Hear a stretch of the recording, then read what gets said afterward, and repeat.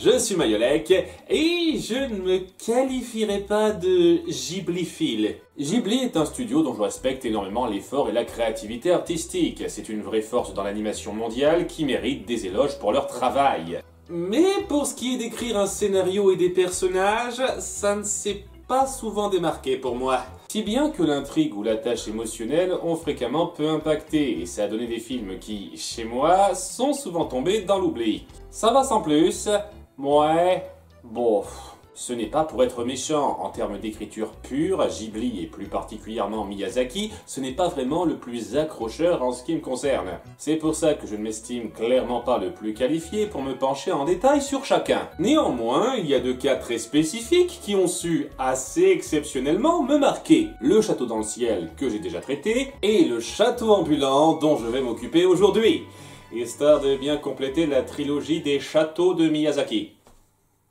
C'était un peu une fixette chez lui. Et c'est intéressant de finir le tour de table sur ce film, car d'un côté, il cumule bien les habitudes d'écriture qui m'empêchent d'adorer un Miyazaki, on s'y penchera, et de l'autre, il sait faire l'ajout nécessaire pour rendre ça plus prenant que la moyenne. Là où, en toute sincérité, le château dans le ciel a sans aucun doute le scénario le mieux ficelé, à mon goût, mais affiche moins de puissance émotionnelle. Mais qu'est-ce que ça raconte ce film au bout d'un moment? C'est l'histoire de Sophie et ses malheurs, qui n'ont pas beaucoup à rougir face à ceux-ci. Ma petite Sophie? Alors qu'elle sera prise dans un conflit de sorciers et sorcières malgré elle, à tel point qu'une d'entre elles finira par lui jeter un mauvais sort qui la rend vieille. Calme-toi, Sophie. Il y a des jours comme ça. Elle partira donc à la lande contrée de la sorcière en question pour trouver de quoi se soigner et finira par se poser dans l'éponyme château ambulant où elle apprendra à faire la connaissance du sorcier Aoru, ou Oru selon qu'il prononce. Et Aoru, vous croyez qu'il est là? Heureusement que tu n'as pas eu affaire à Aoru. C'est ça d'avoir un nom à l'orthographe aussi chiante aussi. En se faisant à sa nouvelle vie, dans l'espoir de sortir de sa malédiction un jour, elle verra le maître des lieux pris dans un conflit de guerre avec une autre sorcière et fera de son mieux pour l'épauler, car quelque chose se nouera entre eux. Voilà le topo. Je dois vous avouer, ce scénario global n'est pas tout à fait mirifique. Et avant de m'en plaindre, la petite théâtre du chipotage. Tu as peut-être le temps de prendre une tasse de thé? Viens avec nous, on serait ravis de te l'offrir. Nous sommes les soldats relous de passage pour faciliter l'intervention du héros. Letty! Parce que c'était plus simple que de marcher 2 mètres de plus. Je me suis embauchée moi-même. Marco, apporte les assiettes! Le dernier œuf que j'ai mis a eu le temps de cuire en 5 secondes. J'aimerais bien comprendre la raison pour laquelle la sorcière des Landes te pourchasse. Il fut un temps où j'avais une forte attirance pour elle, et je l'ai approchée de près.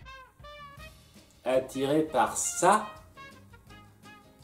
On est sûr que c'est la version jeune de Sophie qui t'intéresse, toi? C'est inutile de me faire les yeux doux, je n'ai absolument aucune confiance en toi. C'est pour ça que je vais te laisser crécher dans la maison avec la vieille qui m'a maudite. Très indulgente.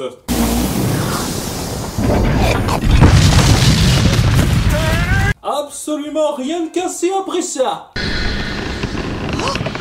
Si ça peut tout mettre à neuf en un sort, tu m'étonnes qu'il se soit pas fait chier à faire le ménage tout ce temps. J'ai enfin trouvé quelqu'un à protéger. Toi. Au cas où tu sois trop conne pour comprendre. Et toujours aucune fracture. Une sorcière m'avait transformé en épouvantail. Un maléfice que seul le baiser d'une jeune fille amoureuse pouvait rompre. Qu'est-ce que c'est original.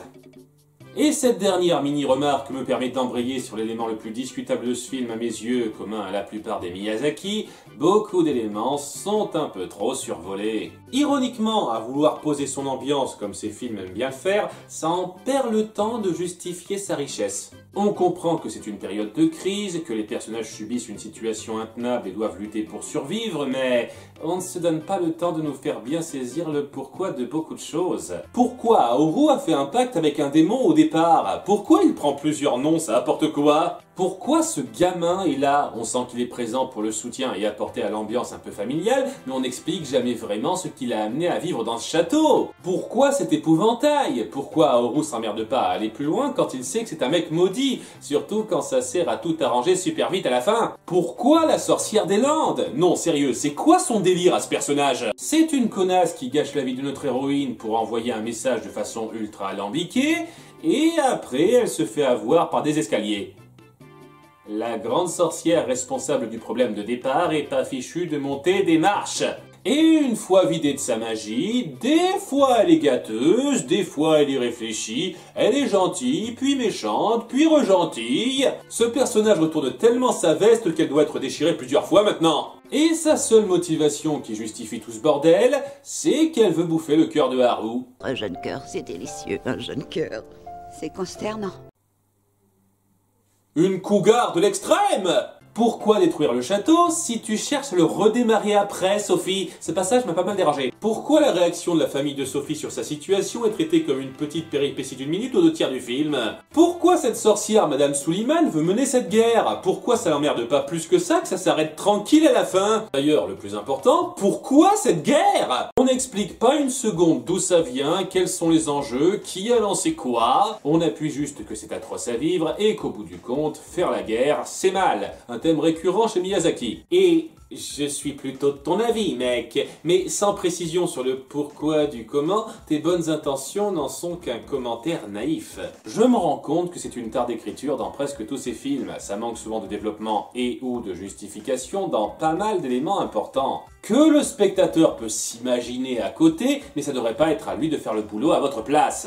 Et ça rend le cadre posé souvent très superficiel, avec une histoire qui passe dans l'absolu. Je veux dire, le cadre ne fait pas tout, mais c'est tout de même lui qui pose la base. L'histoire de ce film passe tout à fait correctement. On ressent le climat d'urgence, les liens qui se forment dans ce château, les quelques petits rebondissements qui font leur effet, le tout porté par une maîtrise visuelle d'excellente qualité, comme beaucoup de Ghibli nous en donnent. Oui, c'est la partie gentille à compter de maintenant. Le travail sur les décors, le nombre de personnages qu'on affiche à plusieurs moments, la technologie imaginée particulièrement riche, et surtout la magie, c'est du travail d'orfèvre. On ressent à travers l'animation les différents pans de la magie, le côté mystérieux, pratique, ingénieux, l'aspect parfois grotesque, effrayant, vertigineux, et surtout l'enchantement de la découverte.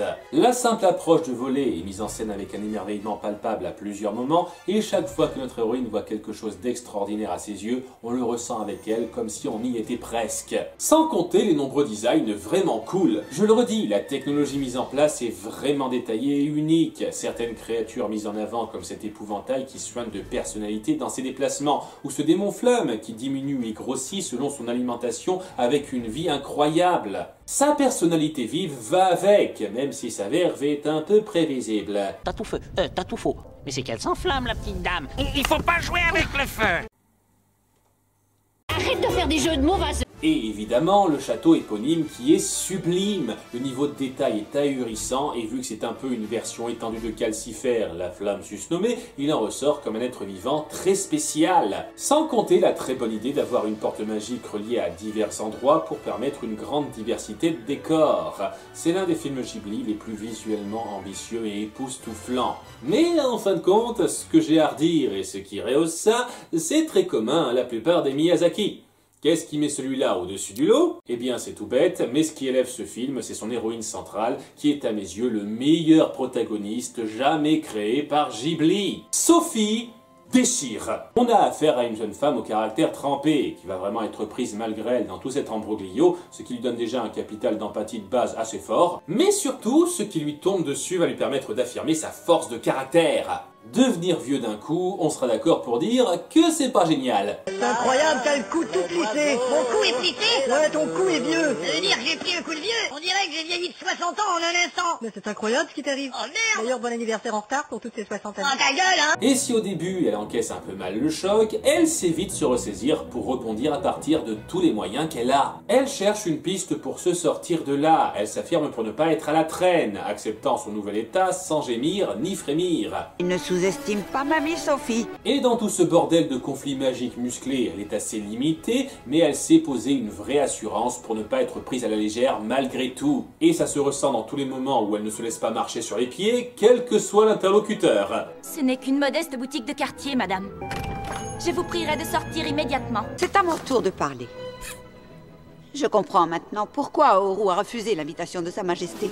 Où sommes-nous ici? En fait, elle embrasse même sa transformation à un certain degré, en tirant le mieux de ce que l'âge avancé lui fait ressentir, en dépit des inconvénients évidents. C'est étrange. Je n'ai jamais connu une telle paix, une telle sérénité. Et ça illustre parfaitement un autre thème cher à Miyazaki, l'hommage aux personnes âgées. Dans la débrouillardise et le culot du personnage, on retrouve peut-être pour moi la représentation de vieille dame classe la plus aboutie que le réalisateur ait faite. Et j'avoue que le fait que ce soit l'héroïne principale ce coup-ci aide beaucoup. Même si ce n'est techniquement qu'une partie de l'héroïne. Car cette malédiction dont elle souffre est un peu taquine, vu qu'elle la rend âgée, quand elle a conscience de l'être. On a 3 phases du personnage, la vieille courbée, la vieille à l'âge moins avancé plus énergique, et la jeune au départ qui apparaît quand elle ne pense plus une seconde à son âge. Avec des fois les cheveux initiaux et des fois des cheveux blancs. C'est bizarrement inconsistant ce détail, mais c'est une façon très futée de montrer visuellement l'état d'esprit de notre protagoniste, qui porte le film avec brio, montrant à nouveau qu'être une femme forte, ça ne se jauge pas qu'à la puissance brute. L'élément le moins réussi autour d'elle, c'est la gestion de son couple. Mais même là, ça s'en sort très correctement. Une partie de mon problème vient, je pense, de Haoru lui-même, qui, au-delà de ses airs de beau gosse, est un peu une diva pour pas grand-chose parfois. Nettoyer, nettoyer! Je t'avais dit pourtant de ne pas en faire trop, je te l'avais dit! Je perds mon temps! Cependant, à partir de la seconde moitié, il est plus intéressant. On apprend son aversion pour la guerre, sa peur du conflit, comment il la surmonte pour Sophie, et on joue sur le côté délicat de sa transformation aviaire, qui peut être irréversible s'il perd trop le contrôle. En gros, c'est un peu une configuration à la Belle et la Bête, mais où les deux sont maudits. L'histoire éternelle touche de son aile l'oiseau et la vieille. L'autre bémol, c'est qu'à mon goût, il manque l'interaction naturelle entre eux qui ancre cette attirance romantique. Et au bout du compte, je dois faire l'effort d'accepter qu'à un moment donné, ça a dû faire zing entre ces deux-là. Mais quand je le fais, j'avoue que leurs déclarations de flammes passionnées sont émouvantes comme il faut. Et toi, tu partirais? Non, moi je veux rester avec toi, je veux t'aider. Couplé à cette considération sur l'âge que se donne l'héroïne qui complique un peu la chose, ça apporte du drame réussi, même si ce n'est pas là où Sophie excelle le plus. La réussite des personnages centraux est un élément clé dans la tâche émotionnelle d'une œuvre. Et le couple central, surtout la fille ici, porte cette œuvre avec une puissance indéniable. Là où le château dans le ciel est plus solide dans son récit, le château ambulance est davantage tiré l'empathie. Ça ne le rend pas tout à fait aussi bon pour moi avec ses défauts d'écriture, mais il reste très méritant. C'était Mayolek et vive les jeunes filles aux cheveux blancs. Oh